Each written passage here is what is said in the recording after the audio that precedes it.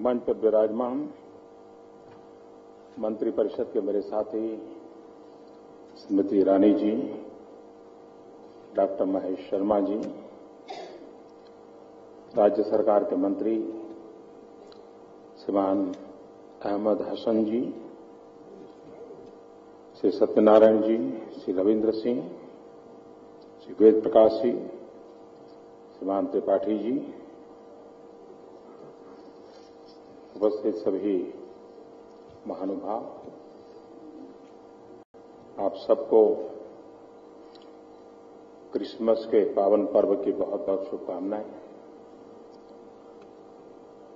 यह सौभाग्य है कि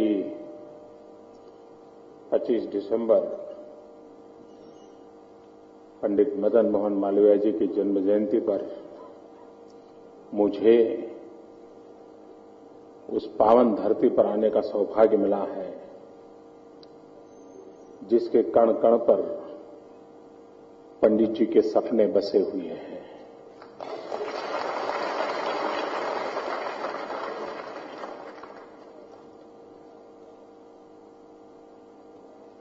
जिनकी उंगली पकड़ करके हमें बड़े होने का सौभाग्य मिला, जिनके मार्गदर्शन में काम करने का सौभाग्य मिला, ऐसे अटल बिहारी वाजपेयी जी का भी आज जन्मदिन है। और आज जहां पर पंडित जी का सपना साकार हुआ, उस धरती के नरेश, उनकी पुण्यतिथि का भी अवसर है। उन सब महापुरुषों को नमन करते हुए आज एक प्रकार से ये कार्यक्रम अपने आप में एक पंचामृत है। एक ही समारोह में अनेकविध कार्यक्रमों का आज कोई न कोई रूप में आपके सामने प्रस्तुतिकरण हो रहा है।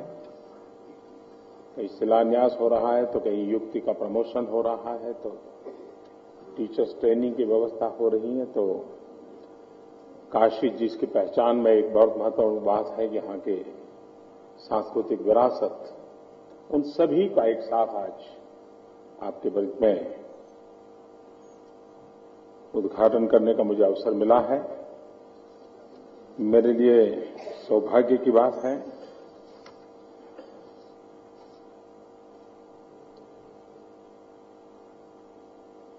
मैं विशेष रूप से इस बात की चर्चा करना चाहता हूं कि जब जब मानव जात ज्ञान युग में प्रवेश किया है, तब तक भारत ने विश्व गुरु की भूमिका निभाई है। और 21वीं सदी ज्ञान की सदी है। मतलब कि 21वीं सदी भारत की बहुत बड़ी जिम्मेवारियों की भी सदी है। और अगर ज्ञान युग ये हमारी विरासत है, तो भारत ने उस क्षेत्र में विश्व के उपयोगी कुछ न कुछ योगदान देने की समय की मांग है।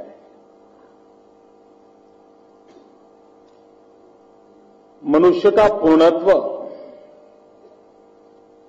टेक्नोलॉजी में समाहित नहीं हो सकता है,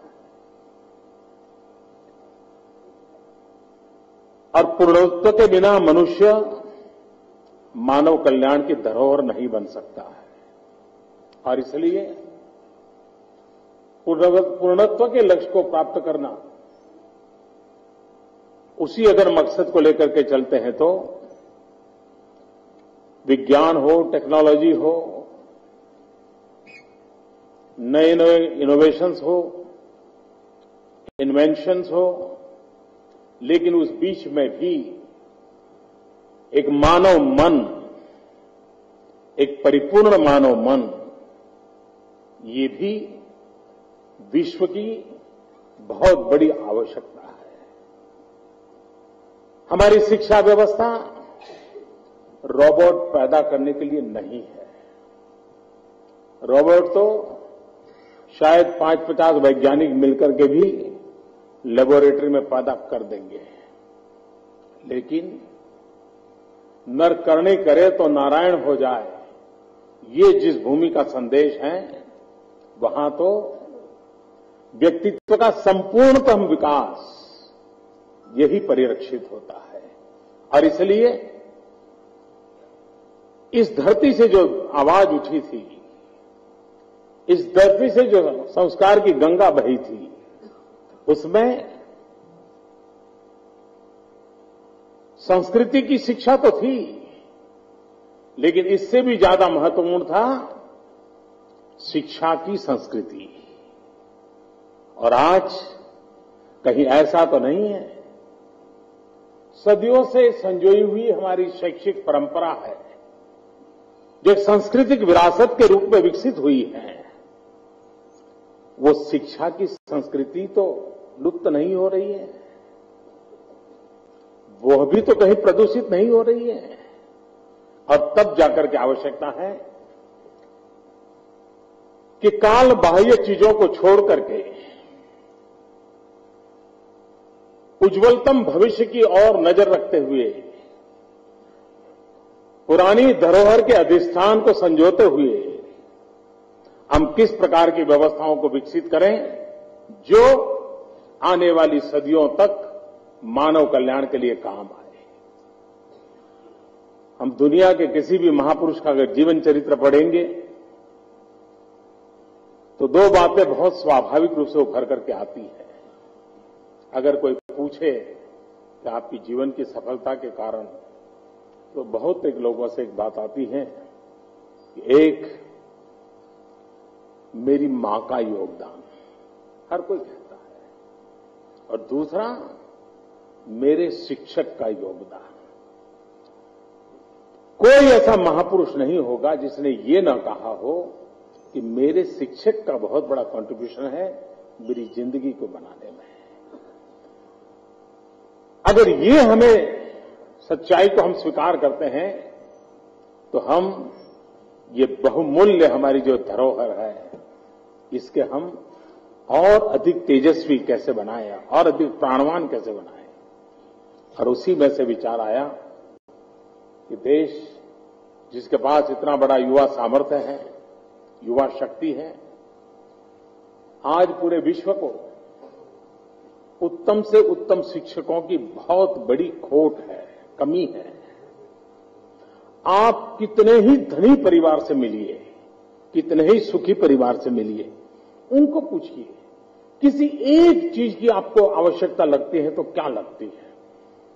अरबों खरबों रुपयों का मालिक होगा, घर में हर प्रकार का सुख वैभव होगा, तो वो ये कहेगा कि मुझे अच्छा टीचर चाहिए मेरे बच्चों के लिए। आप अपने ड्राइवर से भी पूछिए कि आपकी क्या इच्छा है, तो ड्राइवर भी कहता है कि मेरे बच्चे की अच्छी शिक्षा ये मेरी कामना है। अच्छी शिक्षा इंफ्रास्ट्रक्चर का दायरे में नहीं आती है, इंफ्रास्ट्रक्चर की एक व्यवस्था है। अच्छी शिक्षा अच्छे शिक्षकों से जुड़ी हुई होती है, और इसलिए अच्छे शिक्षकों का निर्माण कैसे हो, हम एक नए तरीके से कैसे सोचें। आज 12th के बाद बीएड एमएड वगैरह होता है, फिर वो आते हैं, ज्यादातर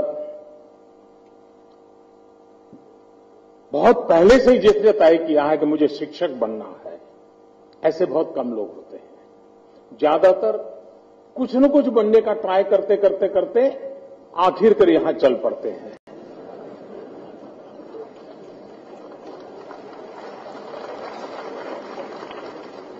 मैं यहां के लोगों की बात नहीं कर रहा हूं।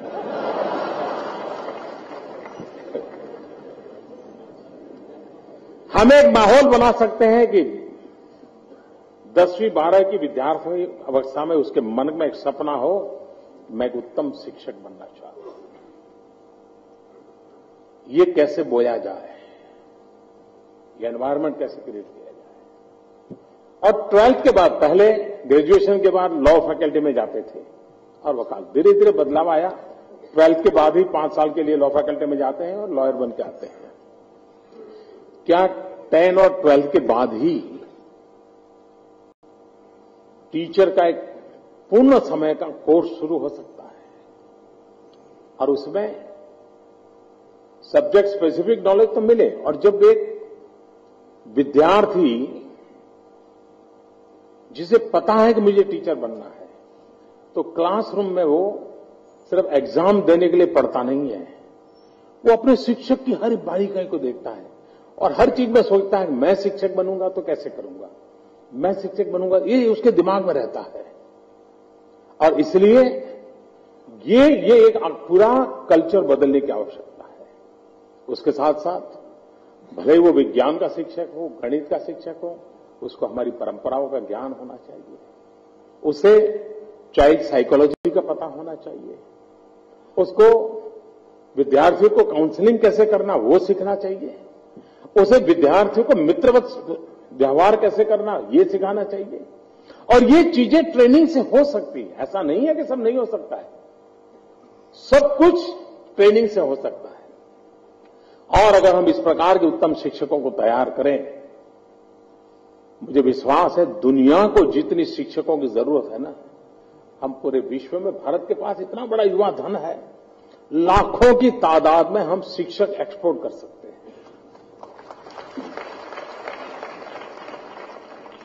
ऑलरेडी मांग तो है ही है, हमें योग्यता के साथ लोगों को तैयार करने की आवश्यकता है। और एक व्यापारी जाता है बाहर तो डॉलर या पाउंड ले आता है, लेकिन एक शिक्षक जाता है तो पूरी पीढ़ी को अपने साथ ले आता है। हम कल्पना कर सकते हैं कितना बड़ा काम हम वैश्विक स्तर पर कर सकते हैं। और उसी एक सपने को साकार करने के लिए पंडित मदन मोहन मालवीय जी के नाम से इस मिशन को प्रारंभ किया गया है और आज उसका शुभारंभ करने का मुझे अवसर मिला। आज पूरे विश्व में भारत के हैंडीक्राफ्ट की तरफ लोगों का ध्यान है, आकर्षण है, लेकिन हमारी उस पुरानी पद्धतियों से बनी हुई चीजें, क्वांटम भी कम होता है, वेस्टेज भी बहुत होता है, समय भी बहुत जाता है, और उसके कारण एक दिन में अगर वो 5 खिलौने बनाता है तो पेट नहीं भरता है, लेकिन टेक्नोलॉजी के उपयोग से अगर 25 बनाता है तो उसका पेट भी भरता है, बाजार में जाता है। और इसलिए आधुनिक विज्ञान और टेक्नोलॉजी को हम परंपरागत जो हमारे खिलौने हैं उसको कैसे जोड़ा जाए। मैंने अभी एक छोटा सा प्रदर्शन, उनके प्रयोग देखे, मैं देख रहा था कि और बहुत ही सामान्य प्रकार की टेक्नोलॉजी को विकसित किया गया है, लेकिन उनके लिए वो बहुत बड़ी उपयोगिता है, वरना वो लंबे अरसे से वही करते रहते थे। उसके कारण उनकी प्रोडक्शन में क्वालिटी, प्रोडक्शन में क्वांटिटी, और उसके कारण वैश्विक बाजार में अपनी जगह बनाने की संभावनाएं और हमारे हैंडीक्राफ्ट में विश्व बाजार की संभावनाएं पड़ी हैं।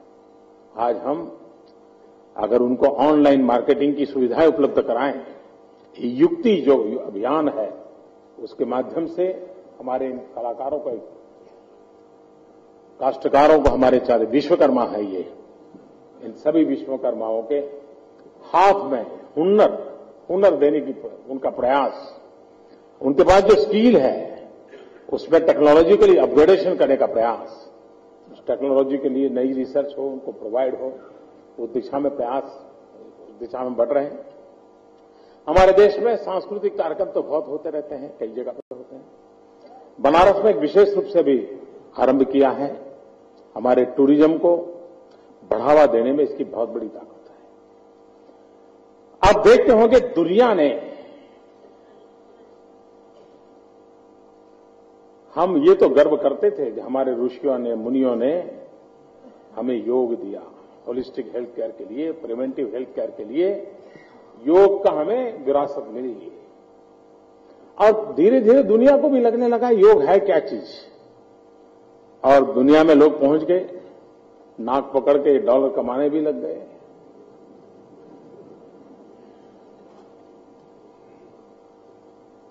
लेकिन ये शास्त्र आज के संकटों के युग में जी रहे मानव को एक संतुलित जीवन जीने की ताकत कैसे मिले, योग बहुत बड़ा योगदान कर सकता है। मैं सितंबर में यूएन में गया था और यूएन के मेरा पहला कार्यक्रम था। मैंने पहली बार वहां मंच पर भाषण करने का मुझे दायित्व था। मैंने उस दिन कहा कि हम एक अंतर्राष्ट्रीय योग दिवस मनाएं और मैंने प्रस्तावित किया था 21 जून। सामान्य रूप से इस प्रकार के जब प्रस्ताव आते हैं तो उसको पारित होने में 1.5 साल, 2 साल, 2.5 साल लग जाते हैं। अब तक ऐसे जितने प्रस्ताव आए हैं उसमें ज्यादा से ज्यादा 150-160 देशों ने सहभागिता दिखाई है।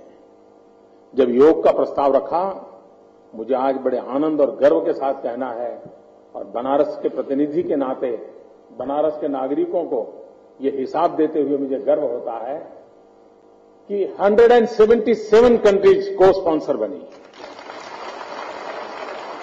जो एक वर्ल्ड रिकॉर्ड है। इस प्रकार के प्रस्ताव में 177 कंट्री का को स्पॉन्सर बनना ये वर्ल्ड रिकॉर्ड है। और जो काम 1.5-2 साल लगते हैं वो करीब करीब 100 दिन के अंदर पूरा हो गया और यूएन ने इसको घोषित कर दिया।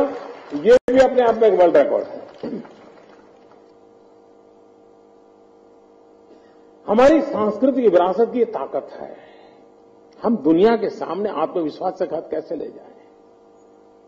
हमारा गीत, संगीत, नृत्य, नाट्य, कला, साहित्य कितनी बड़ी विरासत है। सूरज उगने से पहले कौन सा संगीत और सूरज उगने के बाद कौन सा संगीत, यहां तक कि बारीक रेखाएं बनाने वाला काम हमारे पूर्वजों ने किया है। और दुनिया में संगीत तो बहुत प्रकार के हैं, लेकिन ज्यादातर संगीत तन को डुलाते हैं। बहुत कम संगीत हैं जो मन को डुलाते हैं।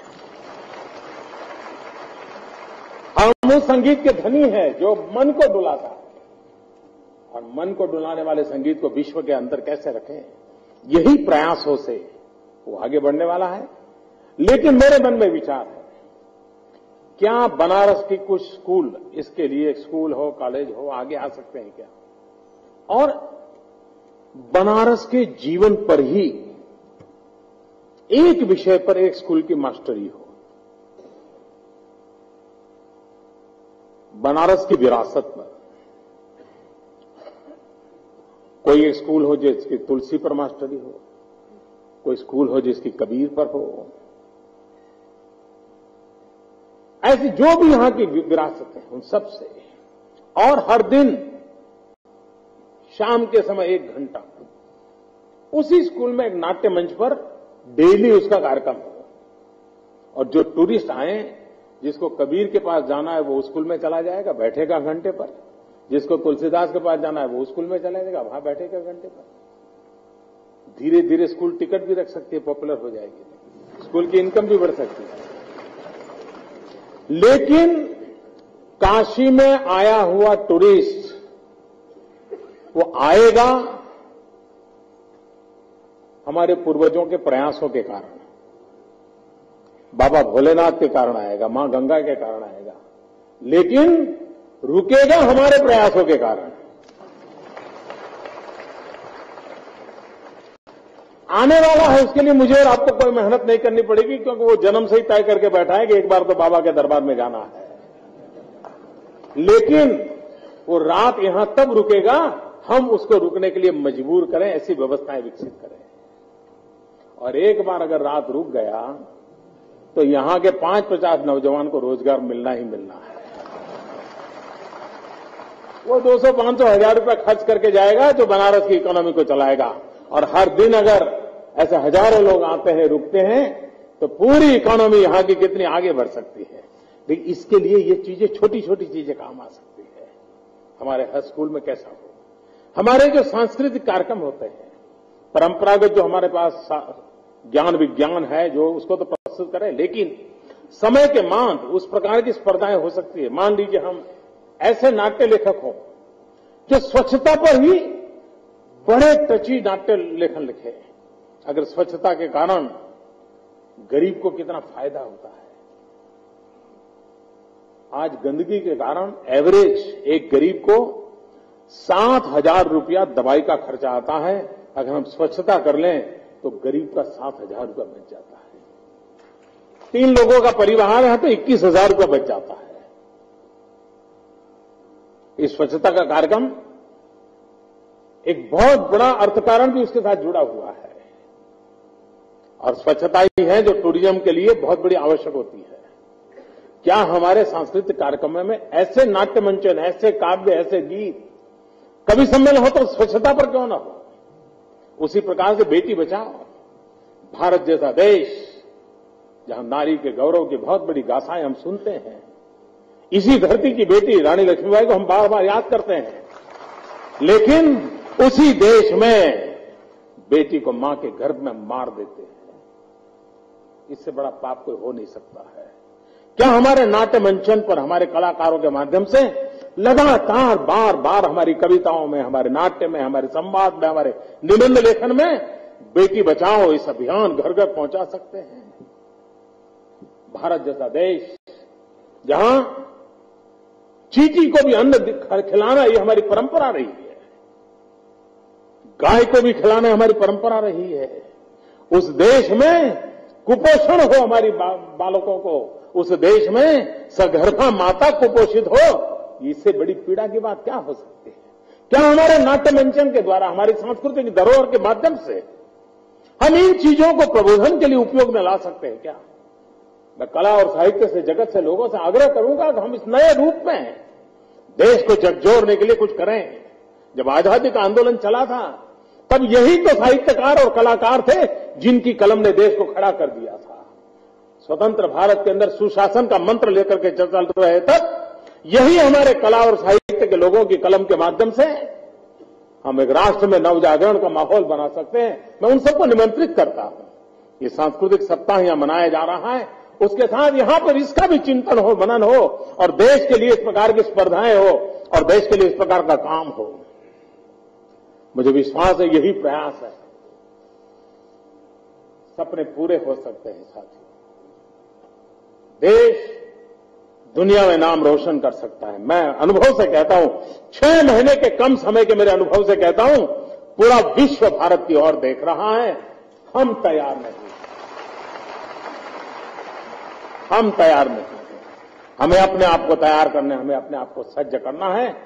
विश्व तैयार बैठा है। मैं फिर एक बार पंडित मदन मोहन मालवीय जी की इस पवित्र धरती को प्रणाम करता हूं, उस महापुरुष को प्रणाम करता हूं। आपको बहुत बहुत शुभकामनाएं देता हूं। धन्यवाद।